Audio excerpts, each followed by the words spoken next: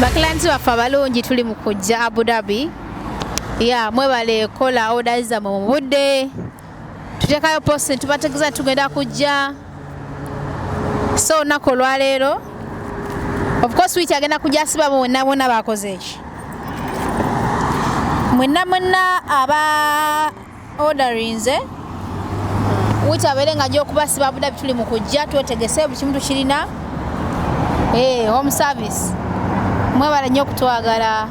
Mwebale nnyo kutuwagira. Twetegese bulungi nnyo. Leero tujja Abu Dhabi.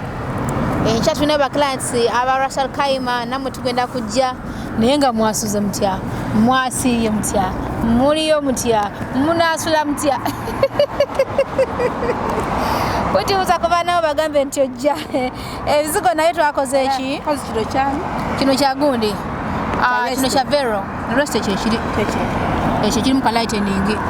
Sisu reste kyekino kiri mu ka lightening. Kino kya Vero. Kino kya Suzi. Jowa lightening. Lightening.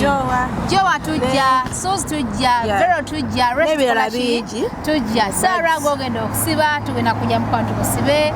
Ampozi ne Mage naye agenda kusiba, tugenda kusibe, bali abantu basatu bagenda okusiba. Ne Kati agenda kusiba, tugenda kujja tubasibe. Bale kutwagala, mubale kutukirizaamu, mwebale kutuwa mirimu. Mwe mutubeezaawo. Mwe bakama baffe. Mwe baffe so tukola home service nga tubagamba bulijjo yakuma oba services ezenjawulo onokulabika obulungi okosa akazigo akanyondo glim onokulabika obulungi ng'okola buli kaviiri akenjawulo okitegeera oba muguwa muwanvu oba muguwa mumpi kyonna kyoyagala oba kawiivu kasolabika obulungi ekitiibwa ky'omukyala kyagala yendabika ye endabika y'omukyala ekitiibwa kye ekizigo ekya Nyondo Glim oyagala mu lightening tugenda kakuwa oyagala muko nga gosigala ku nacho kala ngatogadde mu ka lightening kyetukuwa so nga bwenzija Abu Dhabi obanga tujja Abu Dhabi nyina omwana gwengenda okusinkana bambi ayina embeera gyayitamu yenga ye actually yambuliddemuko ayina omuntu gwakola naye waka omwana egwakola naye ffe tubayita nyonyi yagwa era naye aŋŋamba nyonyi yagwa naye ng'abeera muki mu Ethiopia ayina omuwala gwakola naye si muwala kaŋŋambye omukyala kuba muntu mukulu naye amumazeeko emirembe amulaba bubi to an extent yatuuse okusekula amacupa oba zadde glasses n'aziteeka mu mmere ya munne omuwala yaŋŋambye mu kusooka yase nalaba akabajjo ka glass nga katono nagamba oba bino bitwoza ebintu kayatise ne kagendamu omuwala agenda okukwatakwata mu mmere amazima gali nti nga mulimu n'obuntu obulalalala era abaana mmwe bambi byonna gye mukola nga mulina abantu ab'enjalo mukola nabo wetegereze nnyo omuntu gw'okola naye tugenda kujja twogeremuuko bwekiba kitagisa kufuna mulimu omulala afune omulimu omulala twagala tubaweereze mu buli mbeera yonna omwana yenna ayinamu ennyiike mu mbeera yonna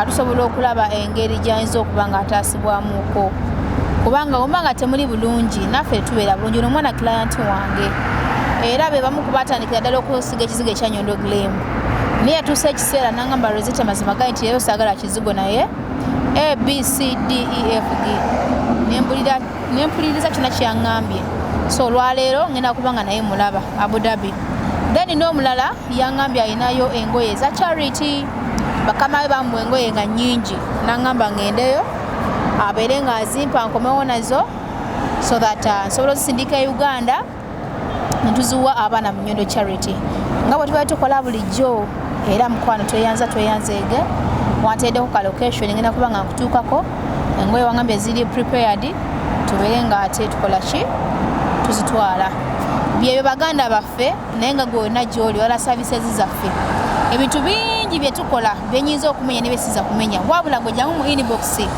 ennamba eri 0524680778 eyo wito ogimanyi eriki eri 0703 ati Uganda walemera Uganda 0703 15 34 58. Kati oba yagadde kuyita ku yawitini ita ku yawitini, oba yagadde kuyita ku yange ayine bakiranti baffe abagala okisussaamuuko. Mulimu yagambye Rozet tondeetera package yange giwa witini yaba agireeta, nze sirina buzibu. Bw'oŋŋamba nti mpa witini yabandeetera package yange oba ebintu byange nja kumukuweereza abireete. Bw'ogamba nti Rozet gwe aba abireeta nja kubireeta. Bw'ogamba nti mubireete mwenna omwana yange binagamba Rozet njagala okulaba ku Nyondo witini yakomyewo yabandeetera, ne mugamba kale kakuleetere. So waali bwe weetaaga okuleetera yakuleetera, bwetaaga okukolako yakukolako. Mwebale nnyo mwebalira, naye ngamba jjukiza nti ebizigo ebyaffe tebyerusa, tukola skin nebanga erabika bulungi nnyo nenga tofunye binnako. Nti nolaba omukono gwange sibira na binnako ku ngalo zange, tabira na nnako ku ngalo ze. So twagala nobeera ng'olabika bulungi, teweekweka. Omuntu najja n'okweka engalo nga feesi erabika bulungi naye ng'engalo ojjudde zinnako.